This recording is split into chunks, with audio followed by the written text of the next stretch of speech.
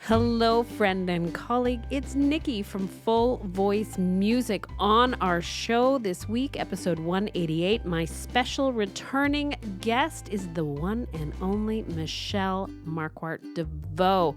Our conversation today is about pricing, best business practices, right here on the Full Voice Podcast.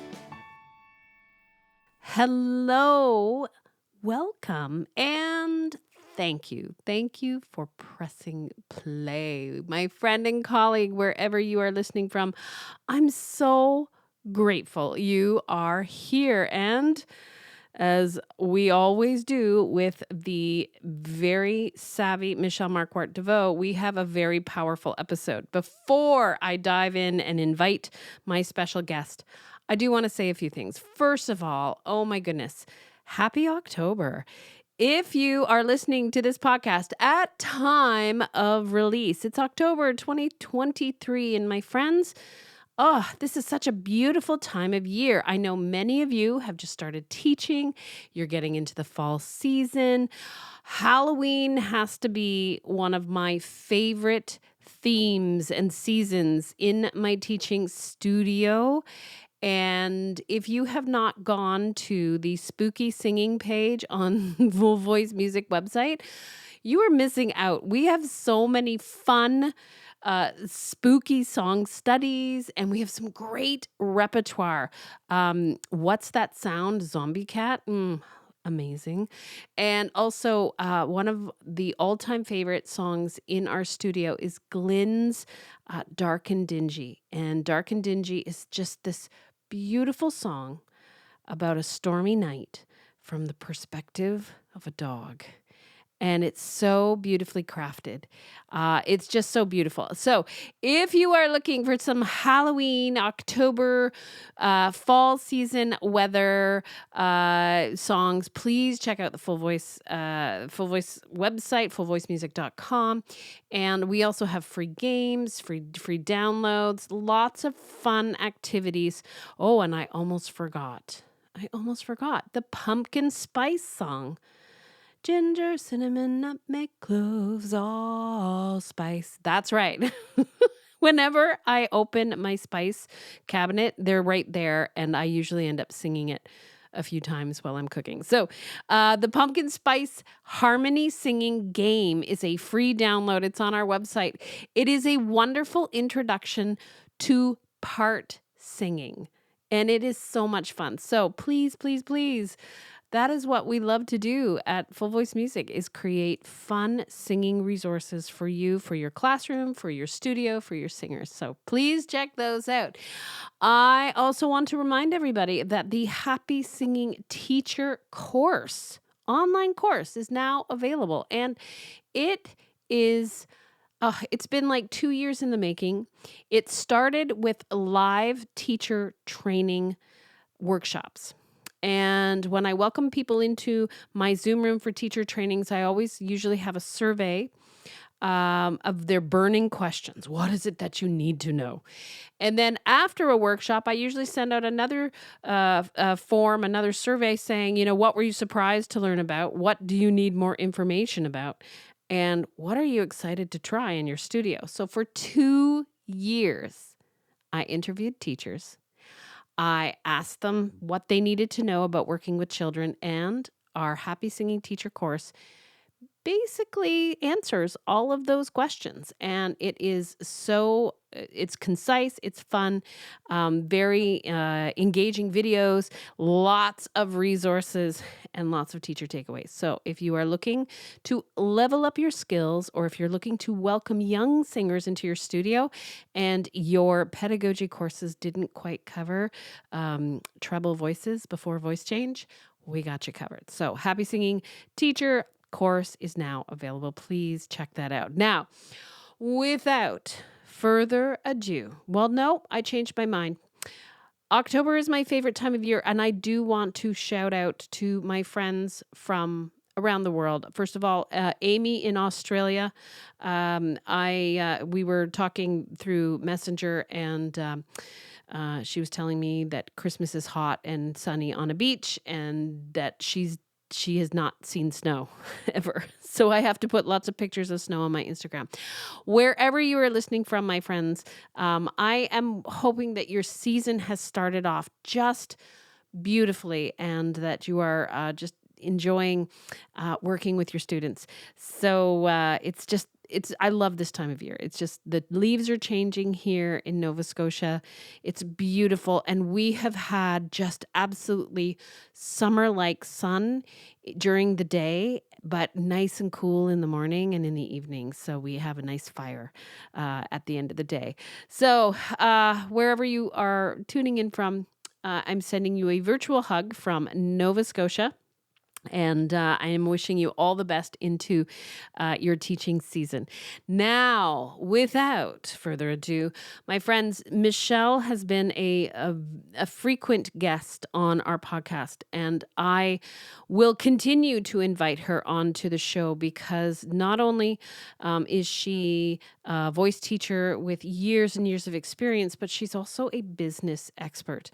And she has been helping people, myself included, to really understand what decisions and what important things you need to know as a business owner. And I have learned so much from her for like over the past few years. And she was a guest on, I think, our second year of doing the podcast, and she's been a guest ever since. I wanted to bring her on today, and this does tie in with the conversation from episode 187. That was with our good friend Bethany Turpin. Bethany had to make some very drastic changes to her pricing. And if you haven't listened to 187, spoiler alert, Bethany had to double her rates. Oh, yes. And beautiful interview. And thank you to Bethany for that. But I wanted to follow up that conversation with a similar conversation with Michelle about pricing, about how you go about pricing, and about how if you really want to help people, well, I don't want to give it away, but it's not about keeping your prices low. Anyhow, without further ado, the delightful, the sassy, and the super smart Michelle Markwart Deveaux. Welcome back yet again to the Full Voice Podcast, my friend, my colleague, my sister from another Mr. Business expert, singing maven, Michelle Markwart Deveaux. How are you? Oh, I'm delighted by that introduction. It makes me feel good in the cockles of my soul. I am good enough. I That's love it. the thing. Instead of saying fine, I've decided to say I'm good enough. Because there are things like it's a rough world out there right now, collectively, and incidentally, just some stuff going on, some stuff personally going on in my own life. But of all the bad things are happening, they are happening in the worst things are happening in the best possible way. And so I'm good enough. I like that. I like that. I like that that you honor all of that. I tried doing it the other way for a real long time, and it just didn't work. I tend to just get on the Rage Town bus and tour around the city for a while. I've never been on the Rage Town bus with you, Nikki. Not ever once. No, it's my own personal journey. That's how I manage things. I get super mad, and then I was like, okay, now that I'm calm now. I wear myself out. I get tired, and then I'm like, yeah, I might have been unreasonable. But you know what? Now you know your process. So when you're in the middle of the Rage Town bus ride, you can be like, "It's too shall pass," and then I'm sure that. I'm always excited to talk to you, and season 8. This is season 8 of the podcast. Isn't that crazy? Friend, I am so proud of you. I'm proud with you, like, because I know you're proud, and then I'm proud, and together we're proud. It's kind of surreal. I think about it, I'm like, wow, really? Has it been 8 years? And I go back and yeah. And I do believe you were on you were like season two, 2, three. end of season 2 or beginning. It was either end of season 2 or beginning of season 3. I'll have to go back and look. But you have been with us on this journey and helping everybody with so many things. And I know many of the listeners of the podcast have then joined the Speakeasy and gotten to work with you. I am so honored by that. In fact, I was listening to Bethany's podcast, Yeah. and she had mentioned on there that she had done the How to Run program, and it was, I just listened to, I'm going to cry. I just listened to it with like tears streaming down my face because, just like honoring how your podcast was like her first step toward honoring herself. Mm. And I remember you and I talking about the podcast and being like, where is this going? And what's the point of it? And like really just like just really honestly crunching through, because it's such an important part of business when we have a non-revenue generating thing that's really important to us. It's like, yeah, it's real easy to be like, oh, it's marketing. But you know what? It's a lot of work. There's a lot of opportunity cost for you to create this podcast, to keep it at the level that you keep it, to have it. And when I say level, I mean content and also production value. And I don't think people realize, Nikki, how much you spend on this particular air quotes marketing resource. Well, thank you for bringing that up, and I'm glad that you brought it up, because you're right. I think people sometimes don't understand, and I have to tell, and well, because we've had business meetings where I'm like, I'm really tired, and I'm tired of doing the podcast, and I don't know if I want to do it anymore. But then usually what happens is I have an interview with someone, and it's so powerful, and it's such great information, and then I am inspired, and I'm like, no, this is important. And then I'll get an email from someone or an Instagram message, and they'll be like, I loved this, it helped me, and then I'm re-inspired.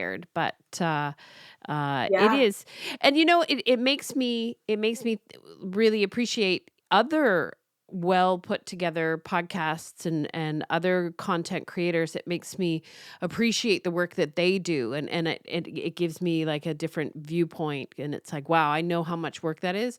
Good on you for going there and making sure it's top quality and all of that. So yeah, I love that you said that, because I think that in any self-employed person, you either have or a small business owner, self-employed meaning like you're just solopreneur, small business, I'm just assuming you have a team. I think when someone is self-employed, because they're doing everything, they fall on either, I hate to make it binary, because of course it's a spectrum, but there's a spectrum of understanding, let's call it, instead of binary. Let's not use a binary. Or there's a spectrum of understanding about the amount of work that goes into the things that help them run their business.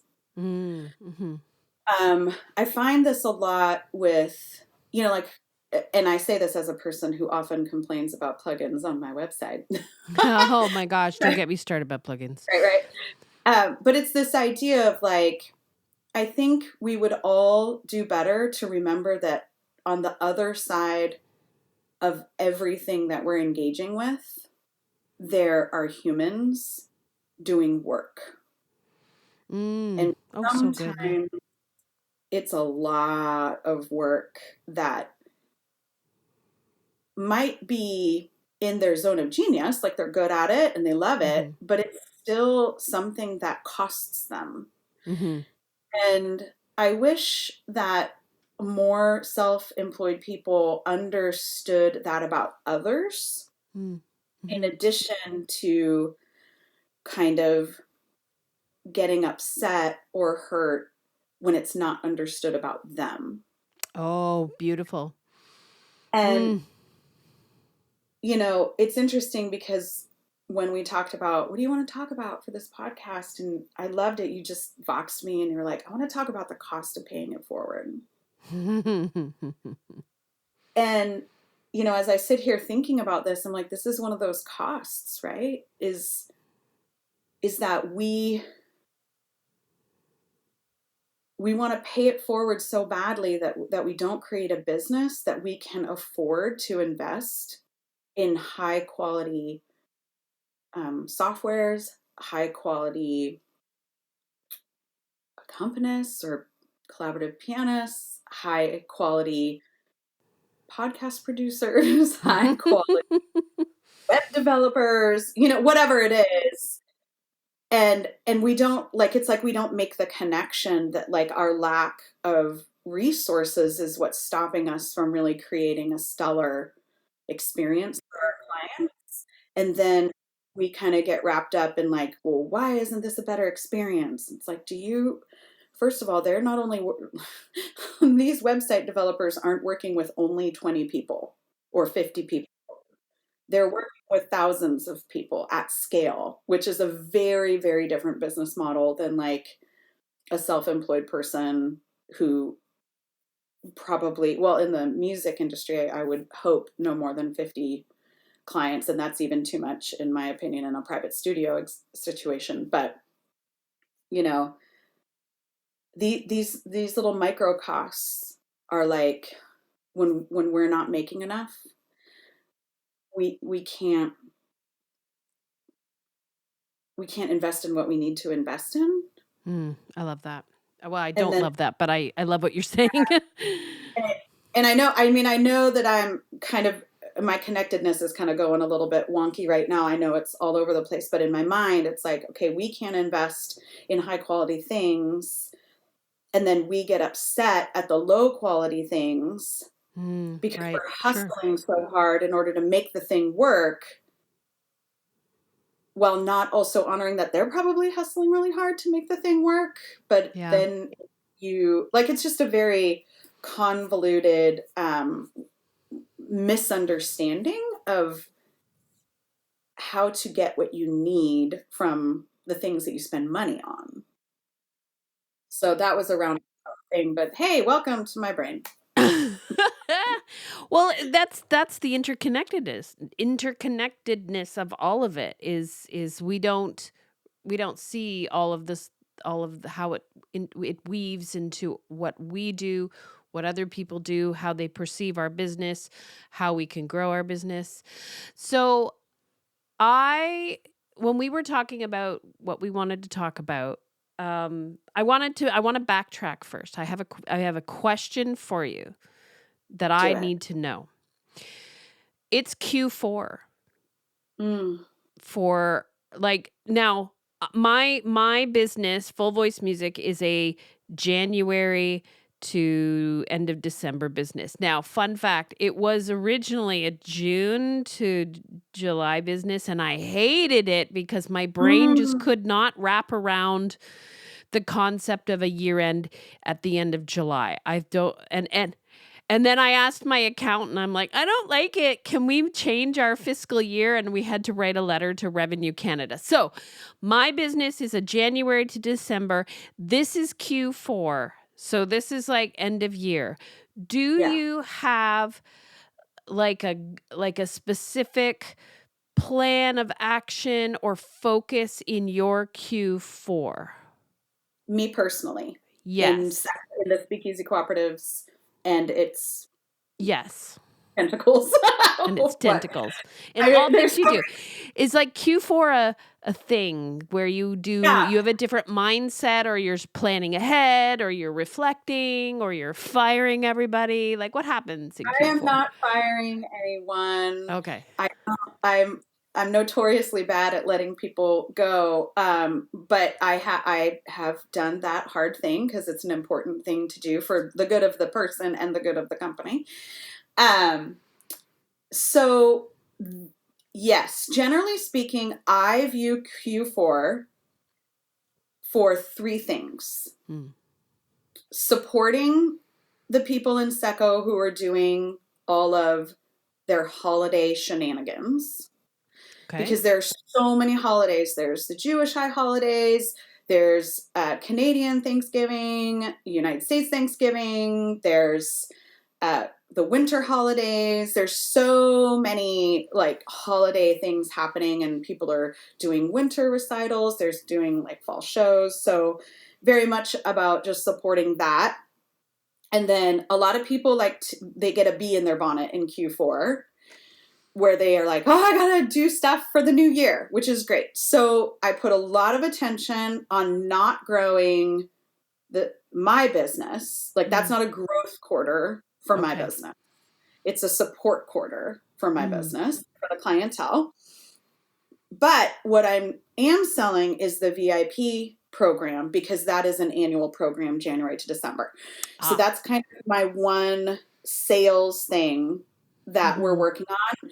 And the sales process for that is really high touch because it is very, very limited seats. It is high intensity mastermind for people who are wanting to increase their revenue and their reach and their impact. So it's a lot of, people who want to do impactful things, and then need the kind of bolstering and then the very intensive support around that. And then winding down, like personally, I'm winding down and I'm really trying to go personally slow because I know in January we hit the ground running with VIP. We almost immediately start the sales cycle for the How to Run Your Biz Without Hating Your Boss program. We are not this year, not in 2024, because we have Seco Live coming up in less than a month from today. We won't do the next Seco Live until 2025.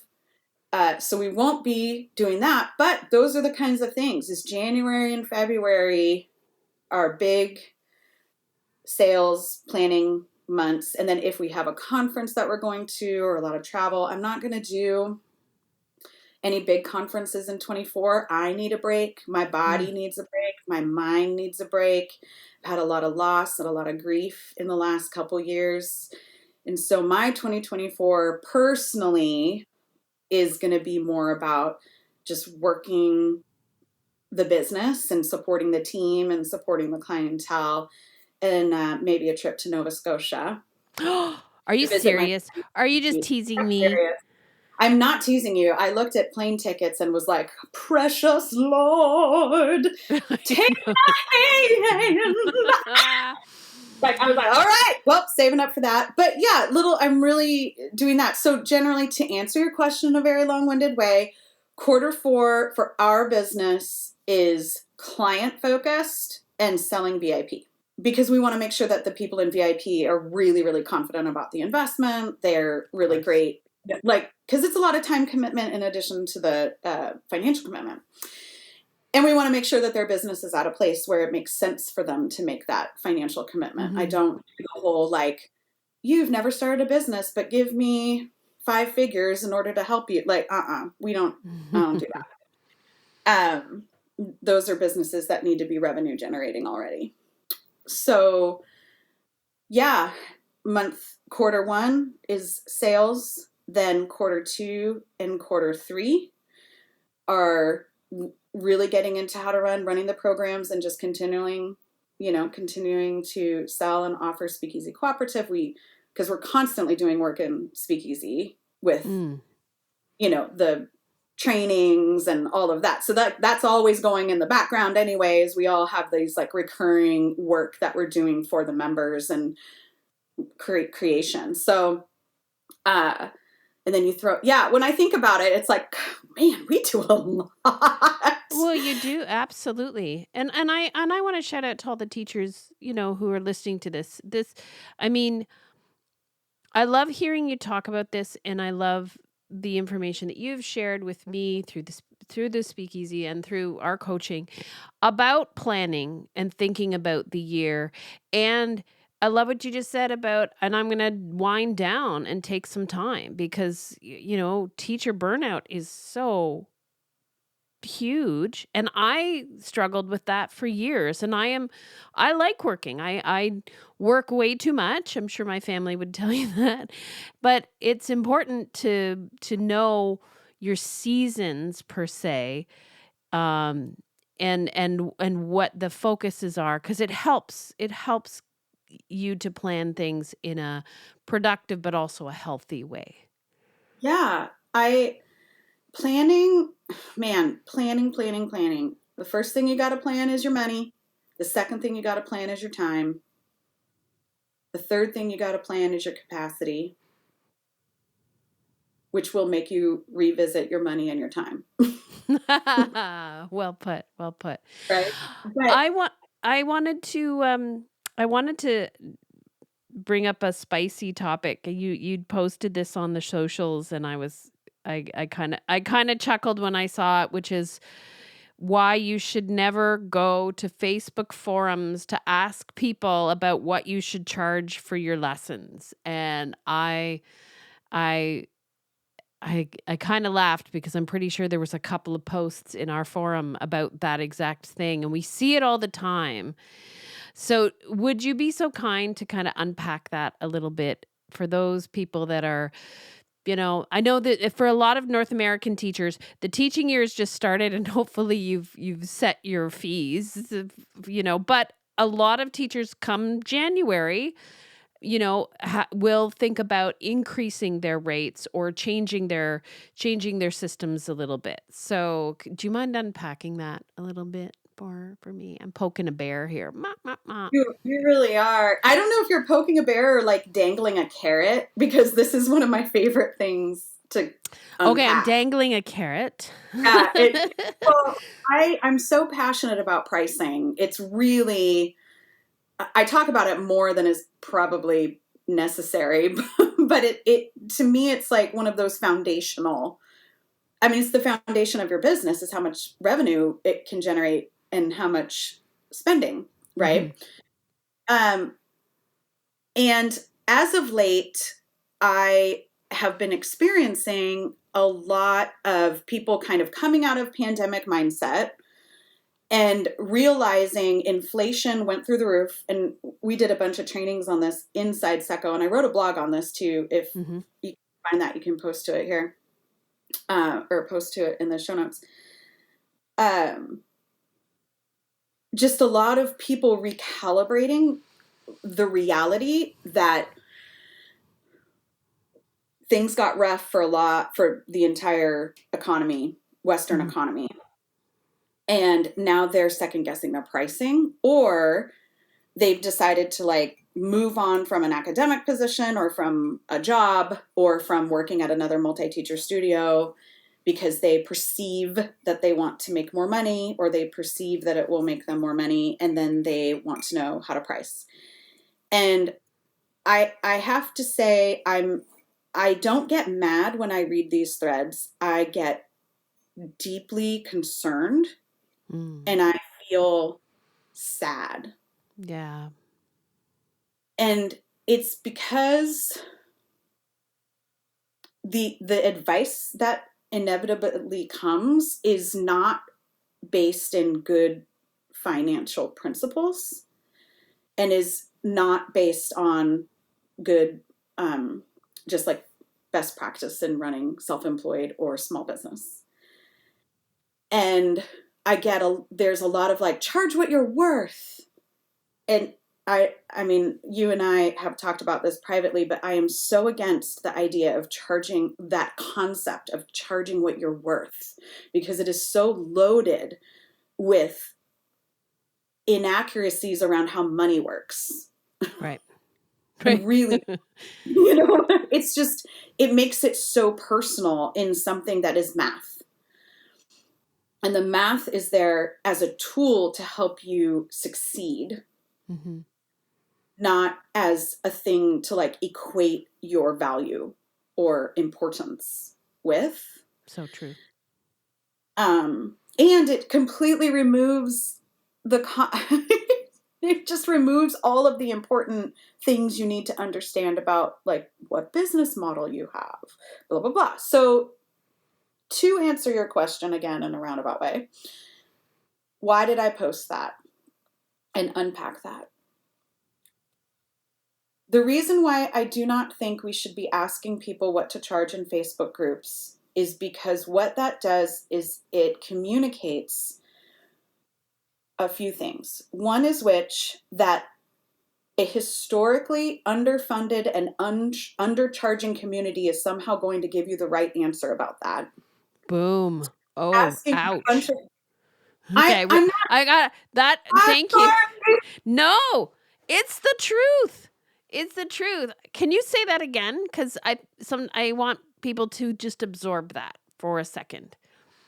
I think what I said was the assumption is that, I mean, like you're going and you're asking a bunch of people who are historically underfunded and historically not making enough money and undercharging their opinion on what you should charge.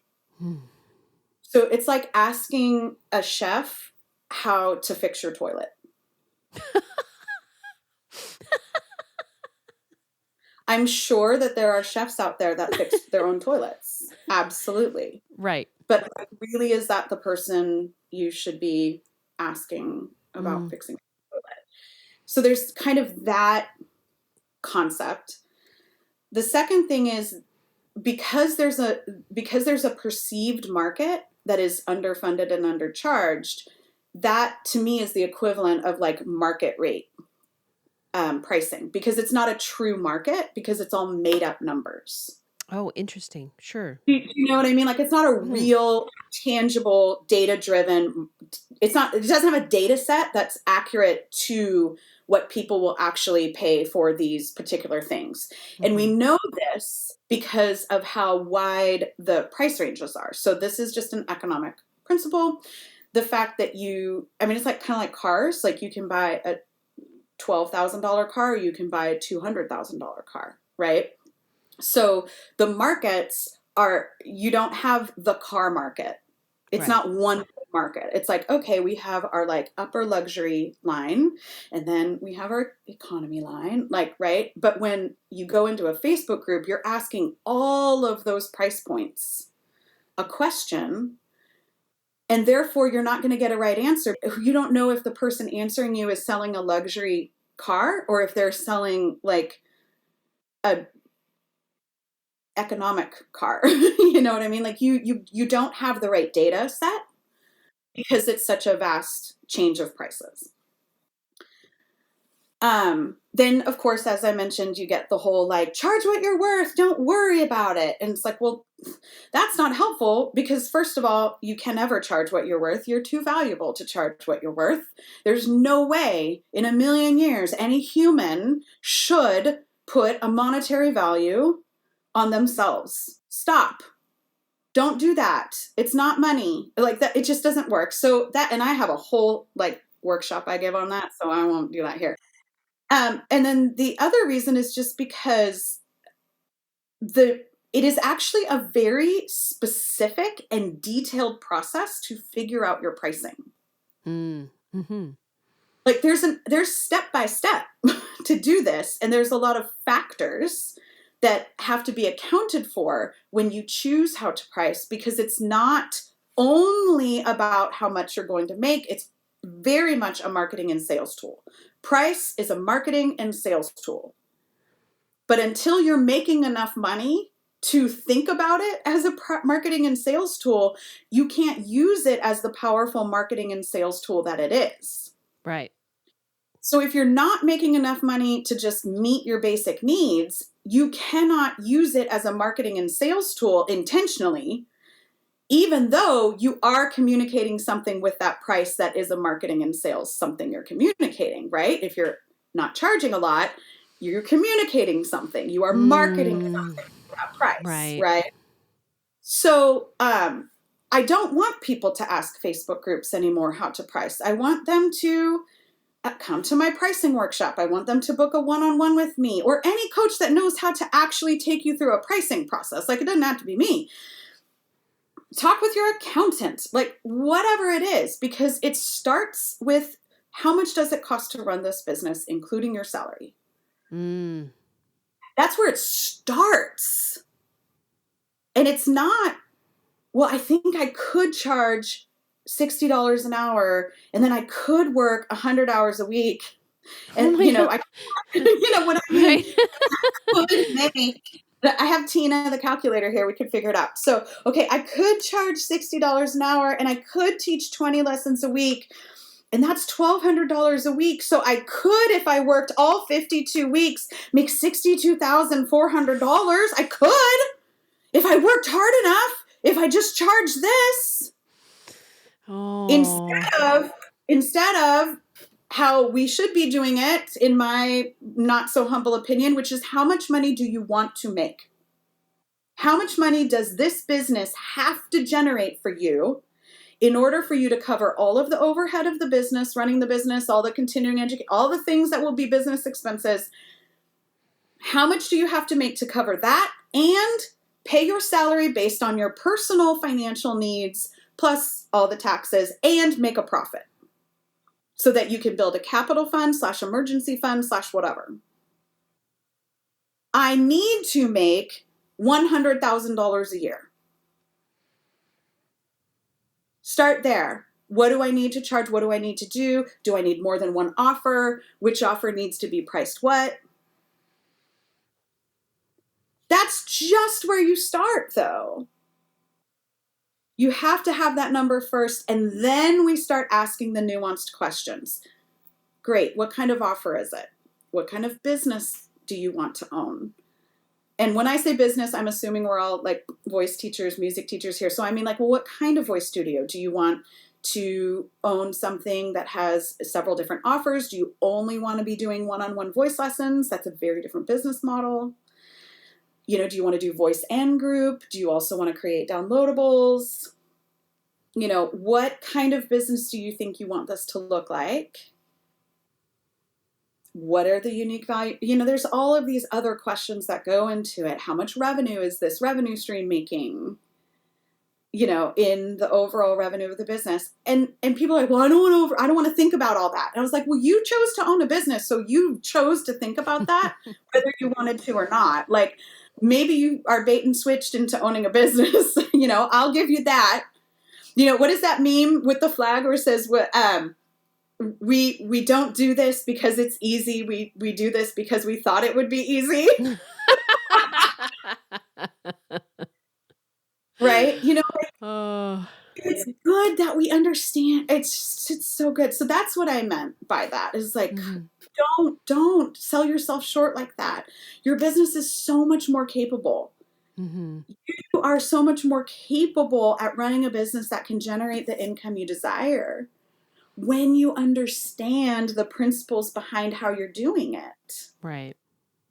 I posted that, and then there was someone on my Facebook page who commented and said, but what if I want to give scholarships? What if I want to essentially pay it forward?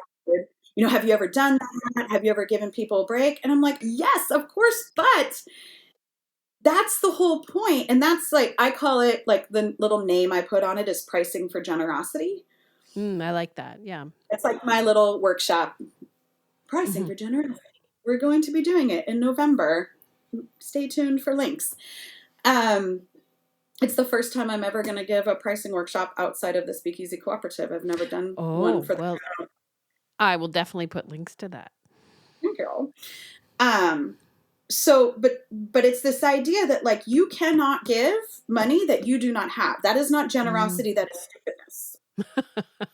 Yeah. It's just, and I'm not saying people are stupid. I'm just saying it's not logical. You literally can't give something you don't have. So if you already know that you want to be providing X number of sliding sales slots or X number of scholarships in your studio, then you have to build that into your budget up front so that your overall price point can make up for that income and you're not actually not making enough money.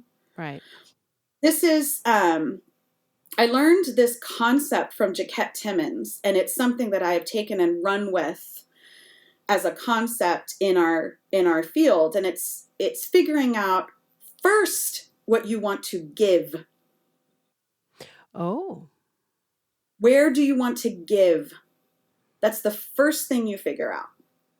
Then you figure out how much you want to save up, right? Invest, retirement, Mm-hmm. save. Then you figure out how much you want to spend, and that will tell you how much you need to earn. That is that that is friendlier than because you're I like that. I like the thought behind that, right? Because you're Yeah, thinking about the good you can do with your money. absolutely. And you know what? It's so cool that Jaquette does this model, because it's like she put into words something that, and y'all follow her everywhere on Instagram and everything. She has a great book called Financial Intimacy as well for couples. Um, it's so fascinating to me that the biggest concern is like, but people aren't going to be able to afford it. I want to help them. And I'm like, right, but you actually haven't thought about how you're going to do that. And so you're just not making enough money. Mm. How does that help anybody? Because that brings the entire economy down.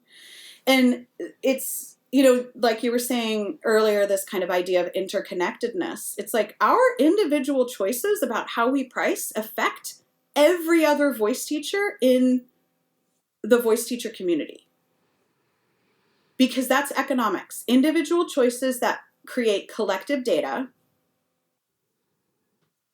changes the data. So the more people we have undercharging because they're, air quotes, trying to be nice, they're actually not being very nice to the entire industry. And therefore, they're not being nice to the people who will be in this industry in the future. Well, that's always what I think about. It's like, our pricing, are we setting up another generation primarily of women to continue to set themselves up to struggle, Yes. right?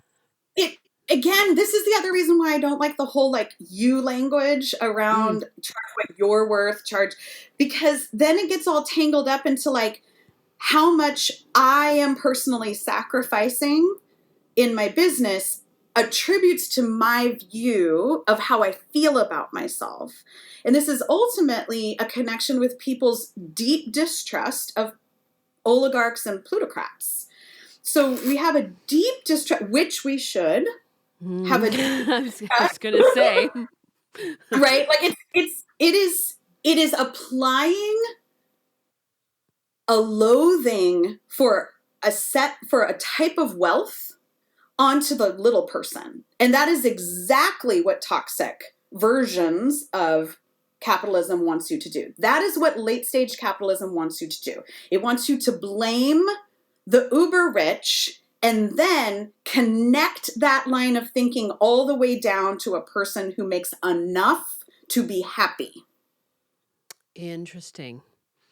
And that is not, and hey, we could have a conversation about capitalism, and I'm sure you would get a whole lot of responses, because that's the other thing in the arts is everyone is mad at capitalism. And I'm Mm. like, oh, we need to slow our rolls, friend. Like, we need to really understand what these economic models are, how they come about, and how you as the self-employed person or small business owner actually have great amounts of power in this economic system that you are not using because you don't understand the system. Mm. Like, you could literally change the world if you understood these principles.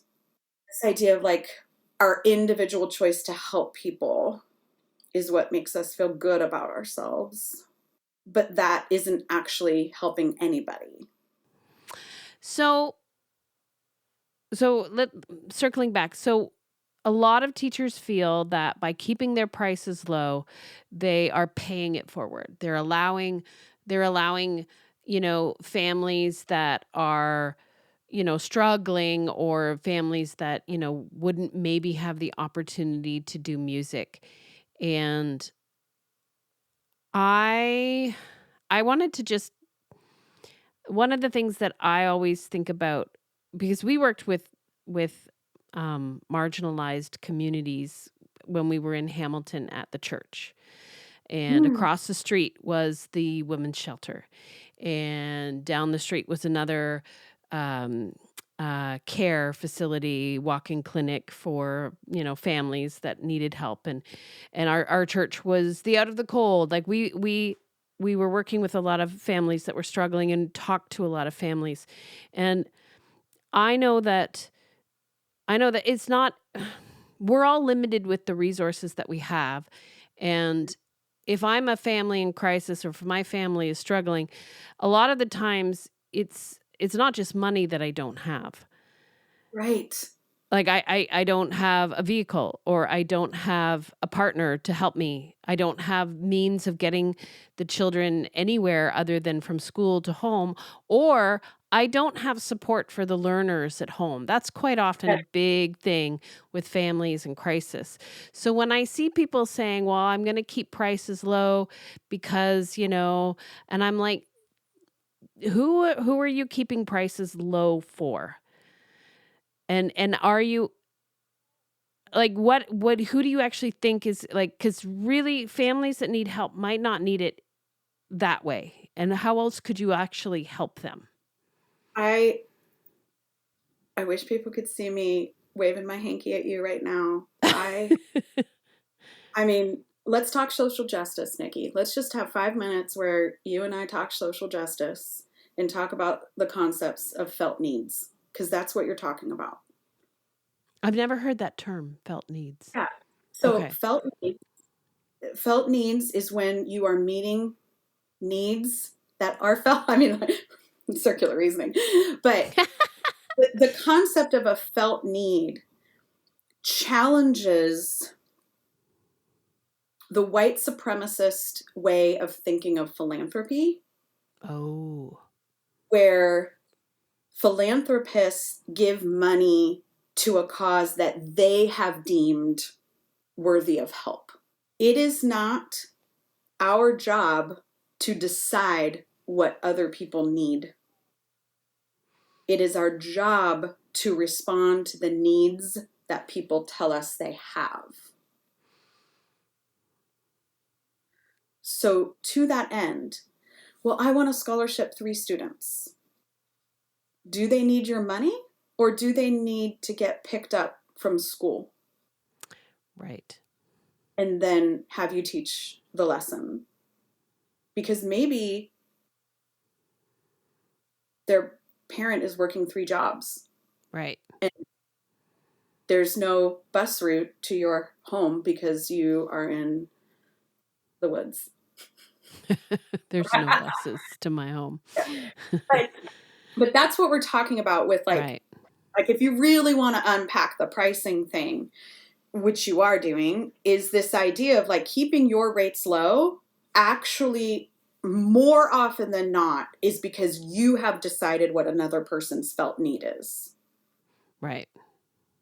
Very few people tell you it's too expensive when their real felt need is money.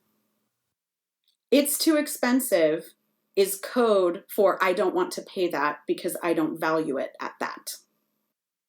Someone who really doesn't have the money is going to ask you to do what you do in a different way.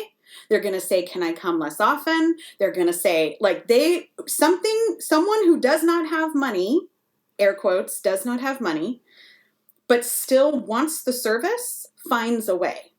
Right. Right. Absolutely. Someone who has enough money and that just doesn't want to spend it on whatever they don't want to spend it on will say that it's too expensive. That's a very helpful clarification. And I think this goes back to the marketing and sales process, is that we've got a whole bunch of people who are deeply wounded by their own experiences in the arts, injured Right. by their own experience in the arts. And so telling them you have to sell yourself brings up all sorts of yucky feelings. Mm. But I'm going to tell you what, if you want to charge $250 an hour for a voice session, do it. But you need to know how to market and sell that. Right. You can't just charge it and then be like, people will pay it because they should. No, they should not. Not for $250. I need to know why I'm spending that $250. Because that's not chump change. And I think that's the other misunderstanding when we start doing this in the Facebook groups and when we don't understand. It's like, if you come up with a billable hour after, like, let's say we do some work together, come to the workshop, you figure out just your baseline billable hour. Mm-hmm. And it's like real big.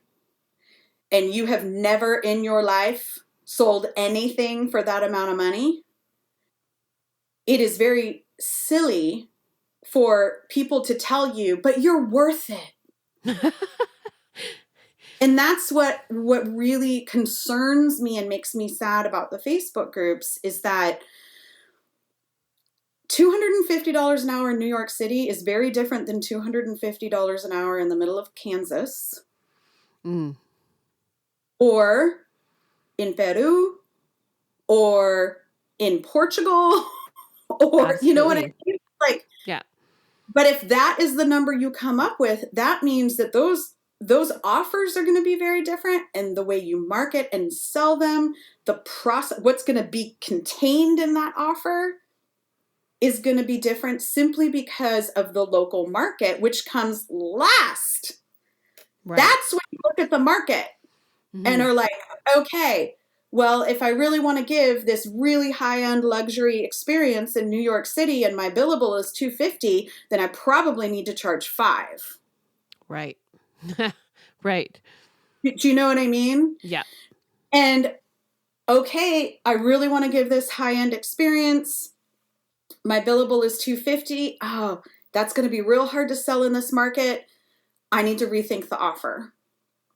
Or I need to have a couple different scales. So I'm going to do like this other thing that's like maybe 100, and then I'll have this one really high end 250, but then I'll, do a group thing with 100 each. And, like it's not that you can't do it. It's that you really have to think through it instead of just being like, I feel like charging $150 an hour because I went to have my doctorate. I'm like, you probably should wind up paying $150, but let's make sure the math works out to that first. Right. And then let's teach you how to market and sell that, to whomever you are marketing and selling to. Right. And when it comes to the felt needs and figuring out what you want to give, this is the other reason why, looping back around to the felt needs, this is the other reason why we start with what we want to give. Because if we want to give voice lessons, we have to ask, is that what people actually want? Because maybe your local community needs someone to go to the Y and teach choir once a week. Right. Go give that. Maybe somebody needs you to work with your church community to do like a little toddler choir for a holiday event. Go volunteer your time and do that. Right. What do people actually need? What do you want to give?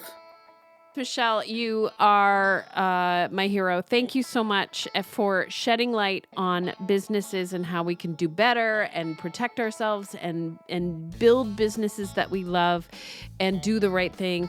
And I will see you in Q1. You sure will.